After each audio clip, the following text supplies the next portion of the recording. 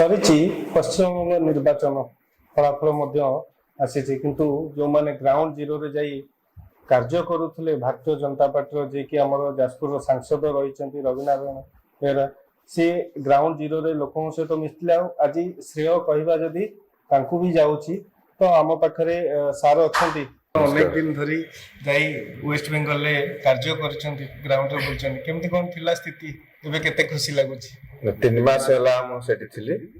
3 ମାସ ପୁରା ଗ୍ରାଉଣ୍ଡରୁ କାମ କରିଛି, ବିଭିନ୍ନ ପ୍ରକାର ଲୋକଙ୍କ ସାଙ୍ଗେ ମିଶିଛି, ଷ୍ଟ୍ରାଟେଜି ନିଆ ହେଇଛି, ଟପ୍ ଲେଭେଲରେ ମିଶିଛି। ଏବଂ ସେଠି ଯେତେବେଳେ ଆମେ ଇନିସିଆଲି ଗଲୁ ହାରାସ ହେଇଯାଇଥିଲୁ, ମାନେ ଏତେ ଥିଲା ଦବଦବା ଆଗର ତୃଣମୂଳ କଂଗ୍ରେସର ଗୁଣ୍ଡାଗର୍ଦ୍ଦି, ଦାଦାଗିରି, ରାସ୍ତାରେ ଚଲେଇ ଦଉଥିଲେ ସେଇ ଅବସ୍ଥା।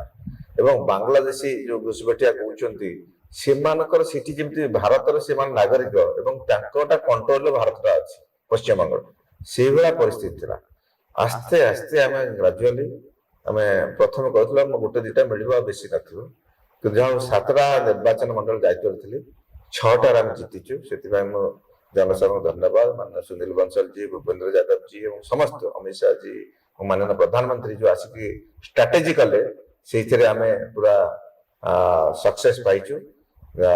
ସବୁ ଆମର ଯୋଉମାନେ ପ୍ରଭାରୀ ଥିଲେ, ଆସେମ୍ବଲି ସ୍ତରୀୟ ପ୍ରଭାରୀ, ମହିଳା ମୋର୍ଚ୍ଚା ସମସ୍ତଙ୍କୁ ନେଇକି ଆମେ ପୁରା ମିଟିଂ କଲୁ। ଯୁବ ମୋର୍ଚ୍ଚା ଯେତେ ମାନେ କୋଉଠି କ'ଣ ଦରକାର, କୋଉଠି ଆଦିବାସୀ ଯୋଉ ମୋର୍ଚ୍ଚା ଅଛି ଆମର, ଅନୁସୂଚିତ ଜନଜାତି ମୋର୍ଚ୍ଚା, ତାଙ୍କୁ ନେଇକି ଉଠିଲେ, କୋଉଠି ଅନୁସୂଚିତ ଜାତି ମୋର୍ଚ୍ଚା, ସେମାନଙ୍କୁ ନେଇ ଅଲଗା ଷ୍ଟ୍ରାଟେଜି କଲୁ। ଏବଂ SIR ଟା କେମିତି ସକ୍ସେସଫୁଲି ଇମ୍ପ୍ଲିମେଣ୍ଟ ହବ, ସେଇଟା ଗୋଟେ ବଡ ଜିନିଷ। ଏଇ ସବୁ ଫ୍ୟାକ୍ଟର ନେଲା ପରେ ଲୋକାଲ ପ୍ରୋବ୍ଲେମ, ଆଳୁ ସମସ୍ୟା ଗୋଟେ ସେଠି ବଡ ଥିଲା, ତାଙ୍କ ଆଳୁ ସମସ୍ୟା, ଯୋଉଟା କି ମାନ୍ୟବର ମୁଖ୍ୟମନ୍ତ୍ରୀ କହିଲେ ଏବଂ ଅମିତ ଶାହଜୀ କହିଲେ ଏବଂ କେନ୍ଦ୍ରମନ୍ତ୍ରୀ ଧର୍ମେନ୍ଦ୍ର ପ୍ରଧାନ ମଧ୍ୟ ସେଠି ଥାଇକି ଡିକ୍ଲାର କଲେ ଯେ ଯେତେ ପ୍ରକାର ଆଳୁ ଅଛି ଆମ ସରକାର ଆସିଲେ ଆଳୁଟା ଆମେ ଓଡିଶା ଏବଂ ପାଖାପାଖି ରାଜ୍ୟକୁ ପଠେଇବୁ। ତେଣୁ ତମର ଟଙ୍କେ 2 ଟଙ୍କାର ଆଳୁ ବିକ୍ରି ହଉଥିଲା। ତେଣୁ ସେ ଗୋଟେ ବଡ ସମସ୍ୟା ଅଛି। ଫୁଲ ଚାଷୀ ମାନଙ୍କ ସମସ୍ୟା ଗୋଟେ ଥିଲା, ଟ୍ରେନ ଗୋଟେ ସମସ୍ୟା, ଘାଟାଲକୁ ରେଲ କନେକ୍ସନ ଗୋଟେ ଥିଲା, ମମତା ବାନାର୍ଜୀ ଦଉନଥିଲେ, ମାନେ ଜମି ଦଉନଥିଲେ, ଯୋଉଥିପାଇଁ ହେଇପାରୁନଥିଲା। ରେଲ ମନ୍ତ୍ରୀଙ୍କ ଦ୍ୱାରା ଆମେ ସେଟା କରେଇଲୁ। ଏ ସବୁ ପ୍ରକାର ଲୋକଙ୍କ ସମସ୍ୟା ସମାଧାନ କଲୁ। ଡିସିପ୍ଲିନ କେମିତି ହବ, ମାନେ ପୋଲିସ ଆଡମିନିଷ୍ଟ୍ରେସନଟା ଆରମ୍ଭ କରିକି ବ୍ଲକ ଆଡମିନିଷ୍ଟ୍ରେସନ ପୁରା ଦବାବ ଯୋଉଠି ପକେଇବା କଥା ପକେଇଲୁ। ଏବଂ ଲୋକ ଟିକେ ସିକ୍ୟୁରିଟି ପାଇଲେ, ଗ୍ୟାରେଣ୍ଟି ପାଇଲେ। ଆଉ ଇଲେକ୍ସନ କମିଶନକୁ ଧନ୍ୟବାଦ ଦେବି, CRPF ତ ଯାହା ଆସିଲେ, ବର୍ଡର ସିକ୍ୟୁରିଟି ଫୋର୍ସ ମଧ୍ୟ ଆସିଲେ।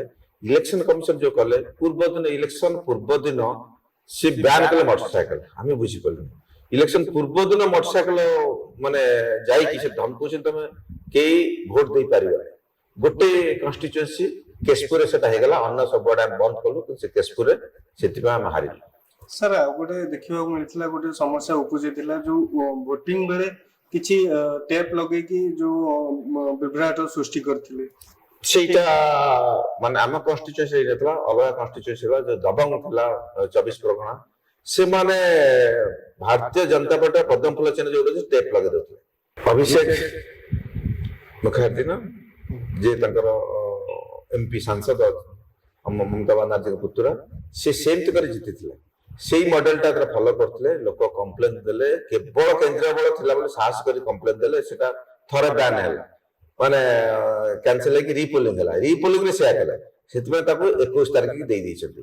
ମାନେ ଯେତେ ପ୍ରକାର ମାନୁପୁଲେସନ କରିବା କଥା, ମଲା ଗଲା ଯାହା ଥିଲା ତାଙ୍କ ନାଁରେ ଭୋଟିଂ ଠାରୁ ଆରମ୍ଭ କରି ରିଗିଂ କରି ଭୋଟିଂ, ବାଂଲାଦେଶୀ ଭୋଟର ଭୋଟିଂ, ଏ ସବୁ ମାନେ ସମସ୍ତେ ଭୋଟ ଦେଇକି 2021ରେ ମମତା ବାନାର୍ଜୀ ସତ୍ତାକୁ ଆସିଥିଲେ। ସେ ସମୟରେ ମଧ୍ୟ ମାନେ ଭାରତୀୟ ଜନତା ପାର୍ଟି NDA ସରକାର କରିଥାନ୍ତା, କିନ୍ତୁ ଏଇଭଳିଆ କରିଥିଲେ ବୋଲି ଏଥର ସବୁ ପ୍ରକାର ଫଲ୍ଟ ଲାଇନଟାକୁ ମାନନୀୟ ଚାଣକ୍ୟ ଯୋଉଟା କହୁଛନ୍ତି ଗୃହମନ୍ତ୍ରୀଙ୍କ ମାନେ ପୁରା ନେତୃତ୍ୱରେ ପୁରା ସେ ସବୁ ଫଲ୍ଟ ଲାଇନ ଗୁଡା ବ୍ୟାନ୍ କରାଯାଇଛି। ସାର୍ ଆପଣଙ୍କର ମଧ୍ୟ ଗୋଟେ ସ୍ଲୋଗାନ ଥିଲା, ମମତା ଯା ରାଏ ମୋଦି ଆ ରାଏ। ଯେତେବେଳେ ମୁଁ ଆପଣଙ୍କ ଇଣ୍ଟରଭ୍ୟୁ ନେଇଥିଲି ବ୍ରିଗେଡିୟର ଗ୍ରାଉଣ୍ଡରେ, ମାନ୍ୟବର ମୋଦିଜୀ ଆସିଥିଲେ, ସେ ସମୟରେ ଆପଣଙ୍କର ଏ ୱାର୍ଡ ବାହାରିଥିଲା ଆଉ କହିଲେ ଯେ 100% ବିଜେପି ଆସିବ। ମାନେ ସେଠି କାର୍ଯ୍ୟକର୍ତ୍ତାଙ୍କ ମନୋବଳ ପୁରା ଡିଗ୍ରେଡ ହେଇଥିଲା। ସେମାନଙ୍କ ଆଶା ନଥିଲା ମାନେ ଜିତିବା ପାଇଁ। ମୁଁ ପ୍ରଥମରୁ କହିଲି ନୋଟ୍ ଡାଉନ୍ ଫାଷ୍ଟ ପଏଣ୍ଟ, ମମତା ଯା ରାଏ ମୋଦିଜୀ ଆ ରାଏ। ଦିସ୍ ଇଜ କନଫର୍ମ, এইটা কনফর্ম, ଆକୁ ନେଇକି ତମେ ଆଗକୁ ଚାଲ। ତାଙ୍କର ଟିକେ ମନୋବଳ ବଢିଲା ଯେ ଆମେ ଜିତିବୁ। ସେମାନେ ଭାବୁଥିଲେ ଆମେ ମାନେ ଜିତିବା କଷ୍ଟ, 7ଟାରେ ସେ ଭାବୁଥିଲେ 1-2ଟା ଖଣ୍ଡେ ଜିତିବୁ। ତେଣୁ ଏଇ ଯୋଉ କହିଲେ ମମତା ଯା ରାଏ ମୋଦି ଯା ରାଏ, ସେଟା ତାଙ୍କୁ ବହୁତ ଏକ୍ସାଇଟ କଲା, ଯିବା ପାଇଁ ଏବଂ ବହୁତ ଷ୍ଟ୍ରାଟେଜି ସୁନୀଲ ବଂଶଜୀ ଠାରୁ ଆରମ୍ଭ କରି ଆମର ରାଣା ପବନ ରାଣାଜୀ ଥିଲେ ଦାୟିତ୍ୱରେ ଏବଂ ଆମର ଭୂପେନ୍ଦ୍ର ଯାଦବ ବହୁତ ଷ୍ଟ୍ରାଟେଜିକରେ ସବୁ ପ୍ରକାର ଜିନିଷ ଆମେ ନେଇଥିଲୁ। ପାଖାପାଖି 2 ମାସ 2.5 ମାସ ପୂର୍ବରୁ ଆପଣଙ୍କ ଆକଳନ ଆଜି ଠିକ ହେଇଛି କହିବେ। ଆଉ ଗୋଟେ କଥା କହିବା ଯେ ୱେଷ୍ଟ ବେଙ୍ଗଲର ବର୍ଡର ଯୋଉ ରହିଛି ବାଂଲାଦେଶ ଘୁଷପେଠି ମାନେ ଆସୁଛନ୍ତି ସେଟାକୁ ଆଗେ ପ୍ରାଧାନ୍ୟ ଦିଆଯିବ କି?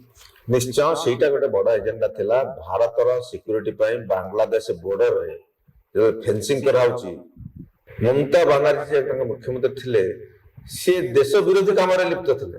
ସିଏ ତାକୁ ଲ୍ୟାଣ୍ଡ ଦଉନଥିଲେ, ଷ୍ଟେଟ ଗଭର୍ଣ୍ଣମେଣ୍ଟ ଲ୍ୟାଣ୍ଡ ଅଛି, ଲ୍ୟାଣ୍ଡ ନ ଦେଇକି ତାକୁ ଅପରେସନ କରୁଥିଲେ ଯେ ବାଂଲାଦେଶୀ ମାନେ ତାଙ୍କର, ଭାରତୀୟ ମାନେ ତାଙ୍କର ନୁହଁ।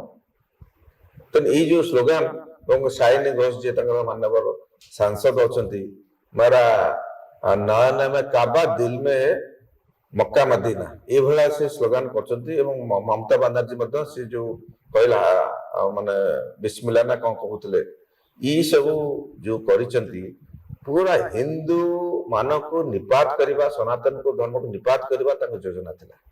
ତେଣୁ ବର୍ତ୍ତମାନ ଏଇଟା ହିନ୍ଦୁ ପୋଲାରାଇଜେସନ ମଧ୍ୟ ହେଇଛି, ସେ ଗୋଟେ ଫ୍ୟାକ୍ଟର। ବିକାଶର ସମ୍ଭାବନା ଯୋଉ ପୂର୍ବ ଦ୍ୱାରା ବିକାଶ କରିଥିଲେ ସେଟା ମଧ୍ୟ ସମ୍ଭାବନା ମୋଦିଜୀ ଦେଇଛନ୍ତି। ଯେତେ ପ୍ରକାର ସନ୍ତ୍ରାସ ସମାଜ ଶାନ୍ତିରେ ରହିବେ। କାଲି ମୋଦିଜୀ ମଧ୍ୟ କହିଛନ୍ତି ମାନନୀୟ ପ୍ରଧାନମନ୍ତ୍ରୀ ଯେ ବର୍ତ୍ତମାନ ହିଂସାକୁ ନେଇକି ରାଜନୀତି କରାଯିବନି। ତେଣୁ ଏଇ ଯୋଉ କ୍ରାଇଟେରିଆ ଗୁଡା ଥିଲା ସେଥିପାଇଁ ଆମେ ଜିତିଲୁ। କହିବା ହାଏଷ୍ଟ ପୁଲିଂ ପାଇଁ ବି ଜିତିଲେ। ହାଏଷ୍ଟ ପୁଲିଂ ଯେତେବେଳେ ତାଙ୍କର କନଫିଡେନ୍ସ ଆସିଲା, ସିଆରପିଏଫ ଅଛନ୍ତି, ବଡ ସିକ୍ୟୁରିଟି ଫୋର୍ସ ଅଛନ୍ତି ଏବଂ ଇମିଡିଏଟ ଆକ୍ସନ ଇଲେକ୍ସନ କମିଶନ ବହୁତ ଆକ୍ଟିଭଲି କଲା। ଇମିଡିଏଟ ଆକ୍ସନ ସସ୍ପେଣ୍ଡ କେତେ ଜଣ ପୋଲିସ ଆଇପିଏସ୍ ଅଫିସର ଠାରୁ ଆରମ୍ଭ କରି ସସ୍ପେଣ୍ଡ ହେଲେ। ଅନ୍ୟ ଷ୍ଟେଟରୁ ଆସିକି ପୋଲିସ ଅଫିସର, ଅନ୍ୟ ଷ୍ଟେଟରୁ ଆସି ଆଡମିନିଷ୍ଟ୍ରେଟିଭ ଅଫିସର ଏମାନେ ସବୁ କାମ କଲେ। ଲୋକଙ୍କ ଗୋଟେ ମନୋବଳ ବଢିଲା ଏବଂ ଆସିଲେ ହାଏଷ୍ଟ ପୋଲିଂ ହେଲା। ନିହାତି ଭାବରେ ଧନ୍ୟବାଦ ଦେବି। ଆମ ସହିତ ଯୋଡ଼ି ହେଇଥିଲେ ମାନ୍ୟବର ସାଂସଦ ଯାଜପୁରର ଯିଏ ୱେଷ୍ଟ ବେଙ୍ଗଲରେ ନିର୍ବାଚନର ଫଳାଫଳ ପର୍ଯ୍ୟନ୍ତ ଅପେକ୍ଷା କରୁଥିଲେ। ତ ସେଲିବ୍ରେସନ ଅଛି, ଆଗକୁ ଯିବେ। ତେଣୁକରି ଶୁଭେଚ୍ଛା ଜଣାଉଛୁ ଆଗାମୀ ଦିନରେ ଏମିତି ଆଣୁଥାନ୍ତୁ ଭାରତୀୟ ଜନତା ପାର୍ଟି ପାଇଁ ଶୁଭ ଫଳ ଆଣିଥାନ୍ତୁ। ଯାଜପୁରରୁ କୃଷ୍ଣଚନ୍ଦ୍ର ନାୟକଙ୍କ ରିପୋର୍ଟ, ଖବର ଓଡ଼ିଶା।